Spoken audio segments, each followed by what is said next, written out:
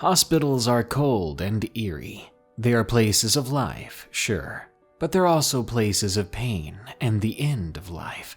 The last time I went to visit my grandma in the hospital, someone in the next room flatlined. A trip to the hospital is a good way to remind you that we're all just sacks of meat awaiting our expiration date. Today, I have some especially creepy hospital and paramedic stories, so you better be taking your Flintstones vitamins on the daily. If you have a story of your own, share it with us at darkstories.org. Now, let's begin.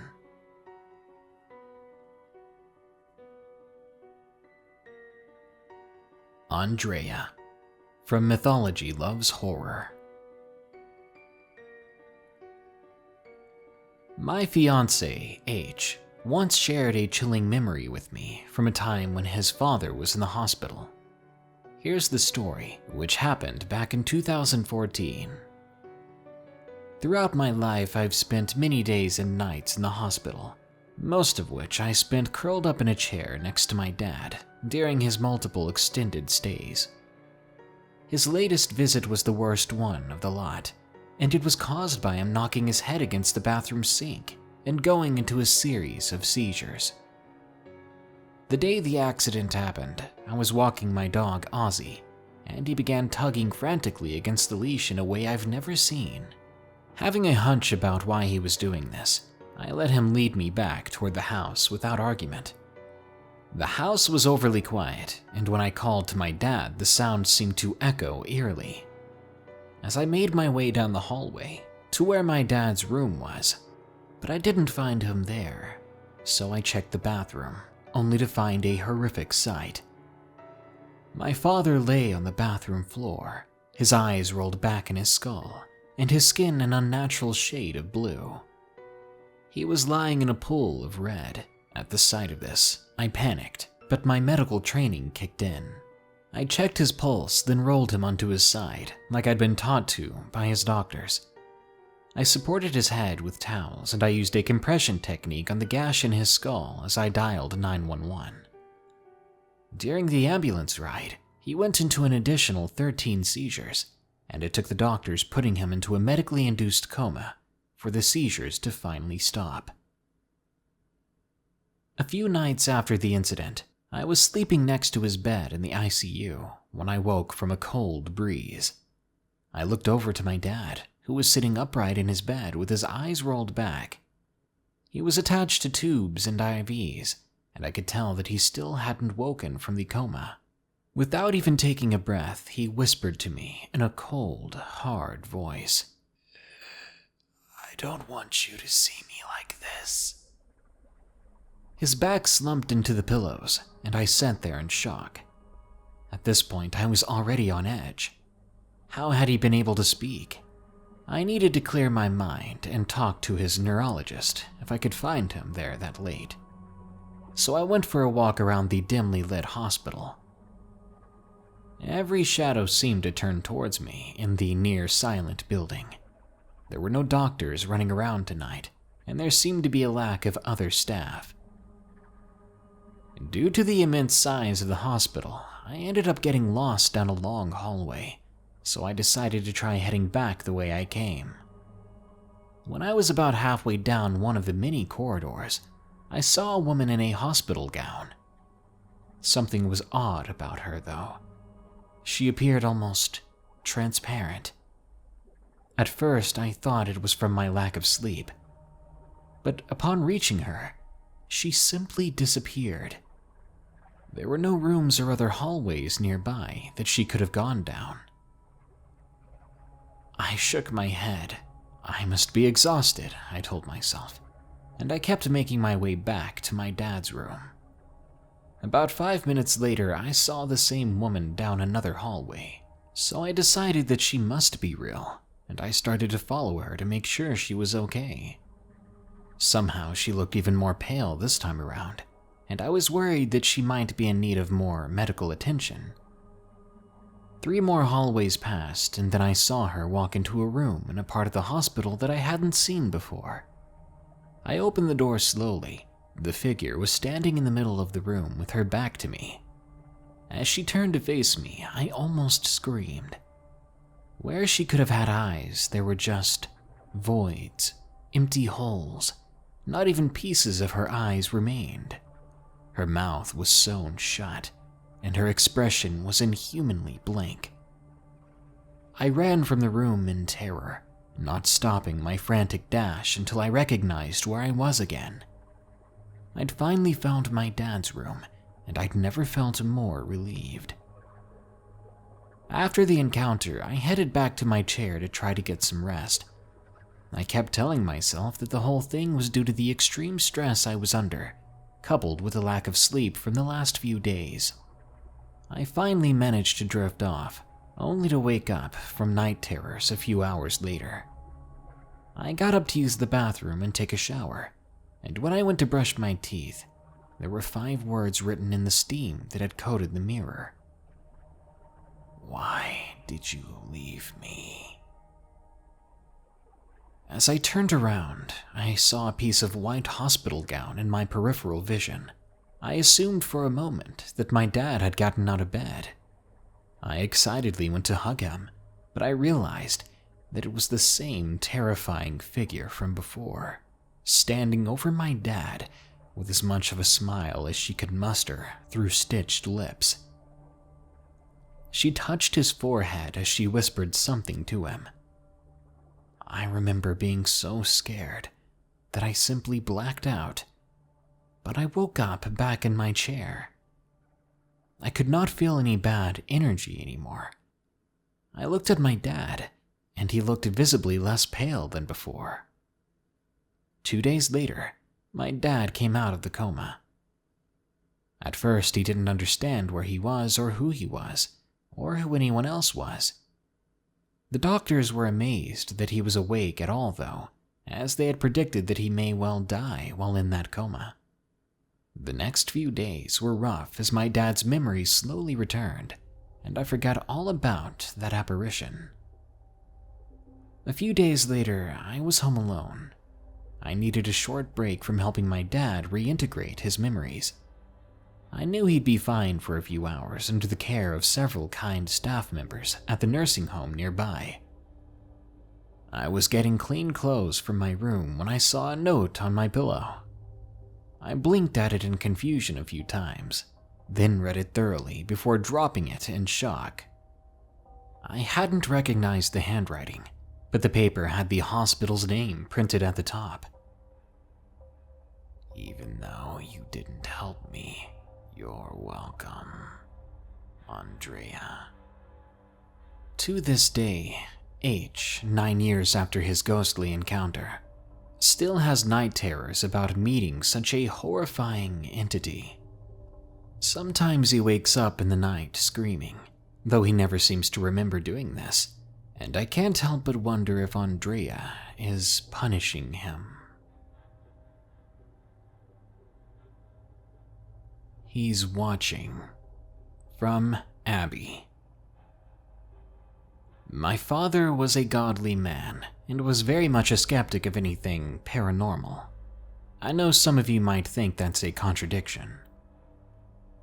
When checked into the hospital, he began seeing apparitions in the corner of his room, and shortly after, he passed away. He had been admitted into the hospital with some symptoms of pneumonia and signs of a heart attack. I visited him the morning after he was transported to a larger, more adequate hospital, about an hour or so away from our home. At the time, nothing was abnormal. He was a regular, stable patient. The next couple of days went smoothly too.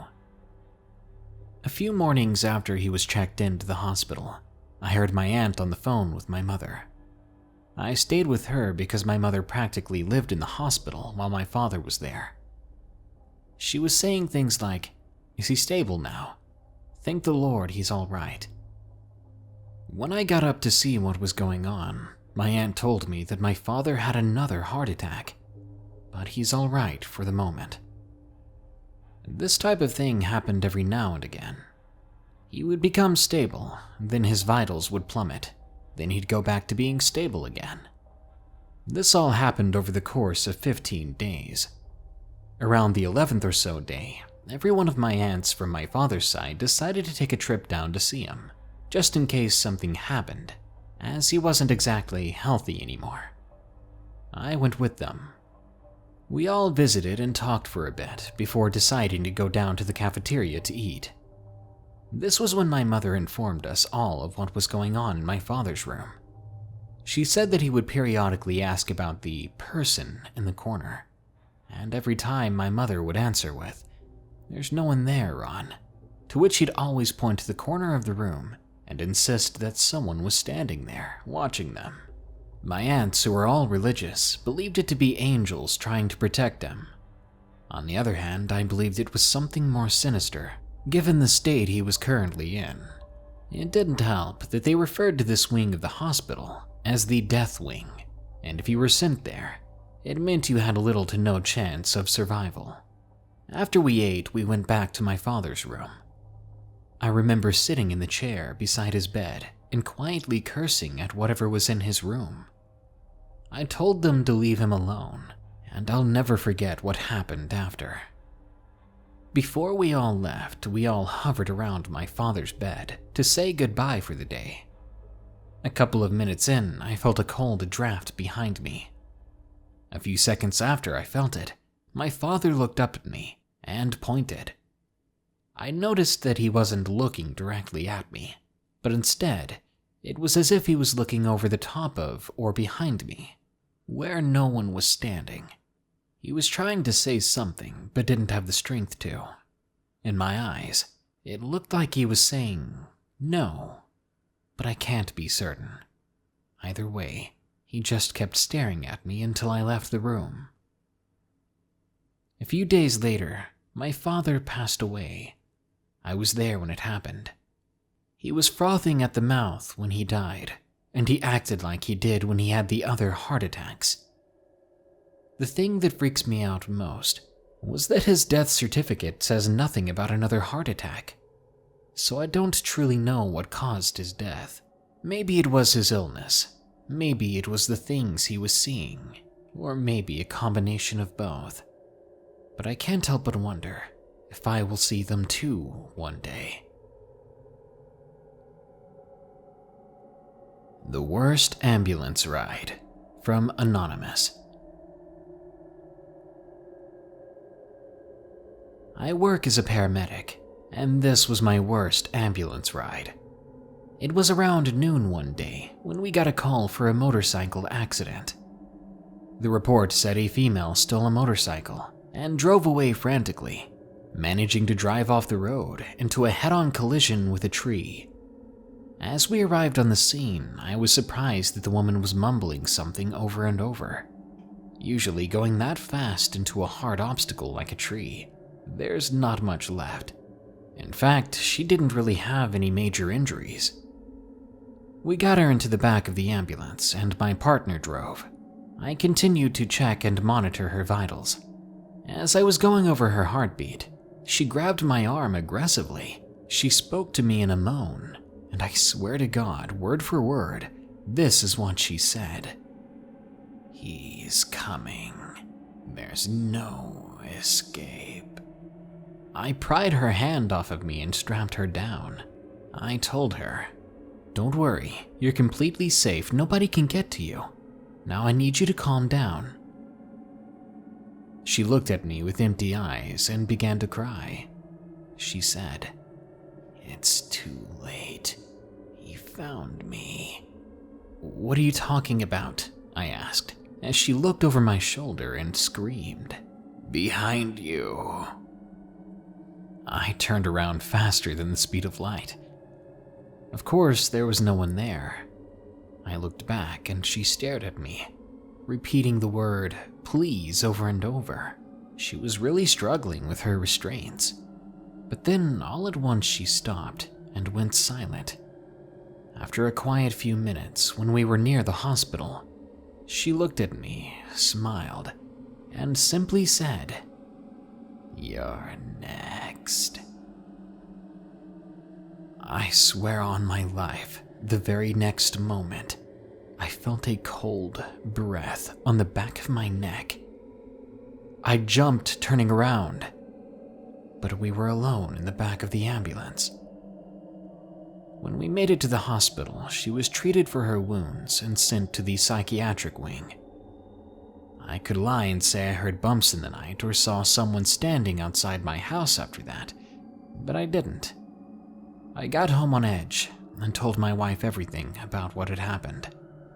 And to this day, I can't explain how I felt that breath on my neck. Possible possession. From Anonymous. About 6 months after graduating nursing school, I was working as an RN at a local community hospital on the night shift. I was receiving and admitting patients to my unit. One night I received a man from the ED that had been admitted for altered mental status and hyperglycemia. The man was in his mid-30s and was accompanied by his mom.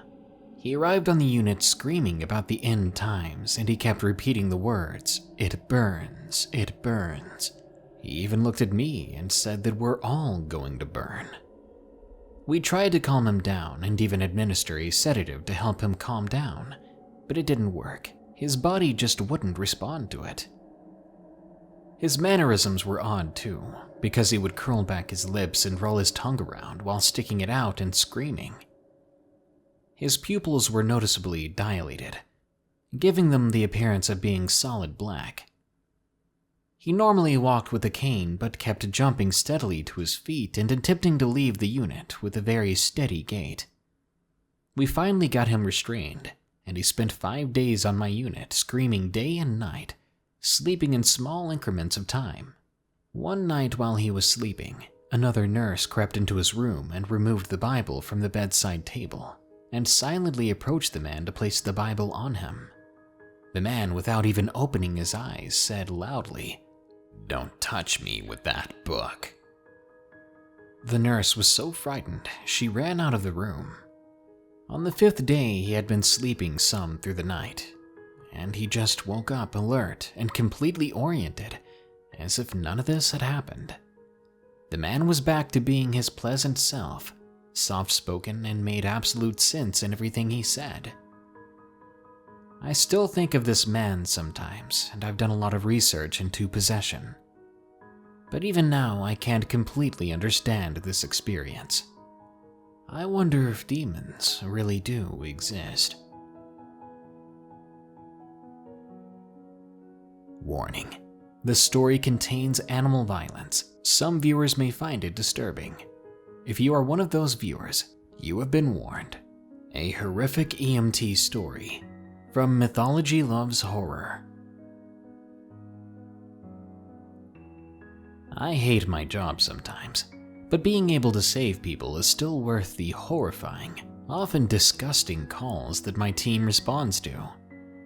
Now 6 years into my career as an EMT, I have to take sleeping medication because I can't stop having nightmares about some of the things that I've seen. To put it bluntly, my more horrific memories go from run-over children to whole families being burned alive. But one of my more recent calls is still giving me acute anxiety. Even after half a decade of working weird hours, I still don't enjoy being awakened at 1 a.m., especially to a frantic phone call about a car accident, a shooting, or other disaster. Of course, that was what happened last week, and I still regret answering that call. The gruff, still sleepy voice on the other line was my boss, L, and we were needed at the scene of an accident. I was out the door in 5 minutes, and on the scene 10 minutes after that. In a small New England town like this, most people know you by name, and tonight was no exception. The first person I noticed when I arrived was Mrs. K, the mother of a kid that I'd gone through every grade with. She was sobbing, her hands wringing together hard enough to turn her knuckles white. She kept glancing from the officer talking to her over to the woods behind her house, and I began observing her body language for signs of pain or injury. She seemed okay, so my guess was that she wasn't the reason I was here. As he noticed my approach, the officer pulled me to the side and he briefed me on what was happening.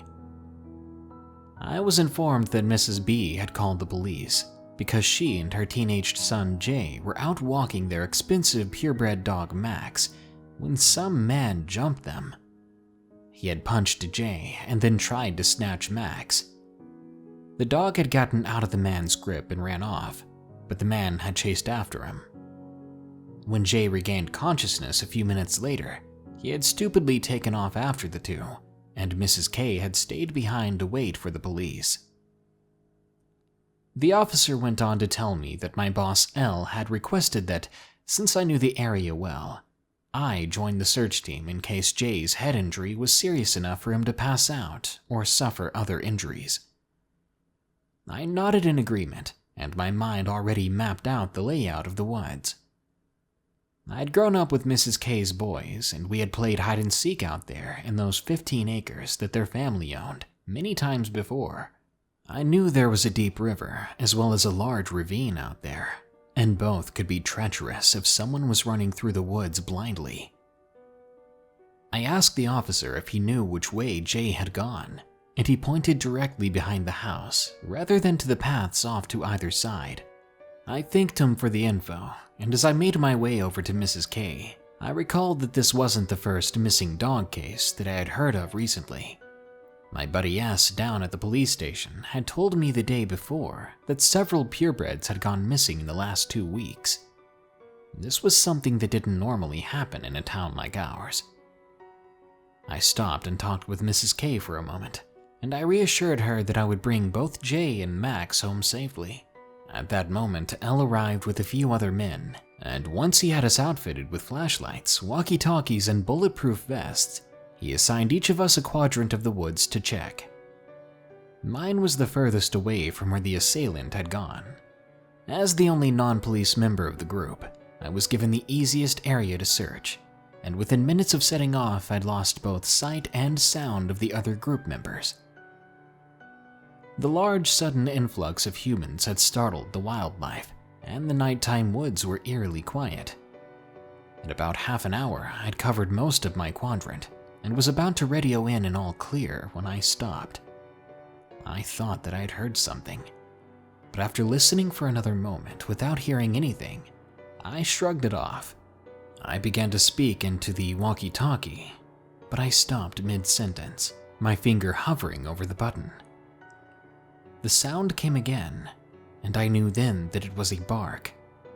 I called out to Max, and when I heard an answering woof, I began to follow the sound.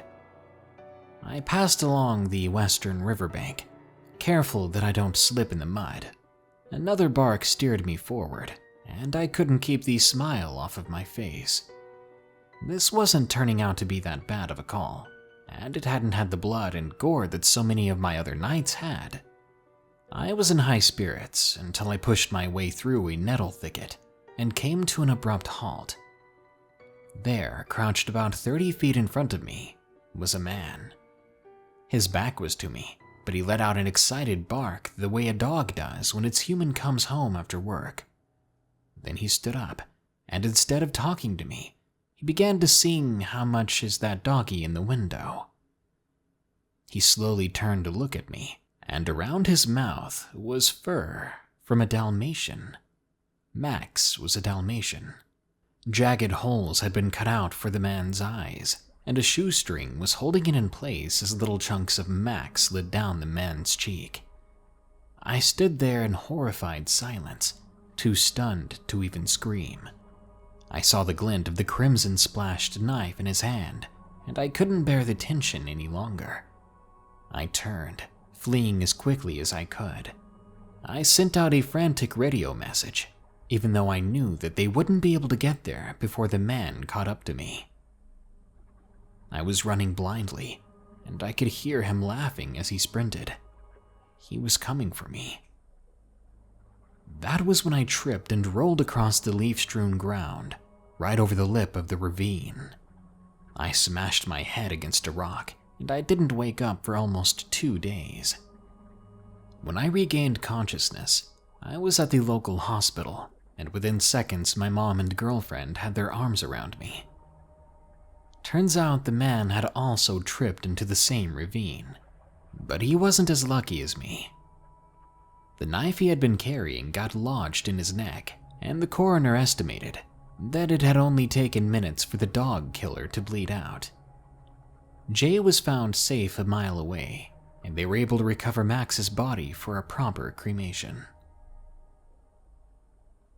Later that night, my boss L swung by to see me, and he filled me in on the man's background. His name was H. Parker, and he had been under house arrest while a murder case was pending. He was only 19 and had run away from 2 towns over. Apparently, as a young child, he had been diagnosed as a sociopath, and since a young age he had displayed conduct disorder behaviors, typical of mentally deficient individuals. He had a history of violence against both people and animals. It had manifested at the age of 5, when he began to pluck the eyes off of stuffed animals. The man's mother, who had to work 3 jobs just to keep their family from being homeless, hadn't known how badly things progressed. I almost felt bad for him, until I remembered him wearing the animal's skin on his face. I still have nightmares about that terrifying mask. I don't think I'll ever be free of the image of him wearing Max on his face.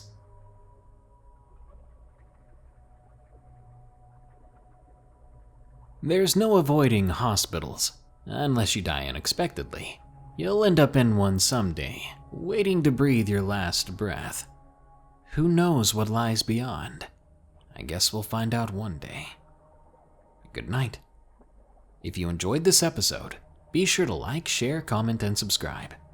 If you have a story of your own that you want narrated, the first thing you have to do is share it with us at darkstories.org. Check the links in the description to support the show. There's a link to my Patreon where you can donate, and a link to my merch store where you can get creepy cool shirts. Now, as usual, here are my 5 favorite early comments from the previous episode about 10 childhood horror stories. Haley Campbell says, I'm a childhood horror myself. Well, at least you're honest. I think we all were for our poor parents. It's a wonder people even have kids on purpose anymore. Rain says, I hate clowns. Well, as long as they give me scary stories and scary movies to enjoy, I love clowns. But they are creepy. Zena Wolf says, I'm back after a long mental struggle. Thanks for giving me a reason to keep on going. Anything that makes you happy, you better latch on to it. Nothing's better than a happy distraction, except for good friends to enjoy them with. So I hope you have both. Mike TV says, thank you, Darkness, for another set of great stories. You're welcome, Mike, and I hope you come back to enjoy these, and I hope they're of good quality. Mo says, I wish I appreciated taking naps when I was a kid, and I miss thinking 100 was a lot. Yep, adulthood is hell, and if there's a heaven, I hope it's just being a kid again, because I found adulthood is just slaving away to make a wage for someone else, and in your free time you desperately try to find the feelings you used to have as a kid, but failing to ever come close. Sorry if that's depressing. Well, that brings us to the end of this Darkness Prevails episode, but don't you worry, more scary stories are on the way soon.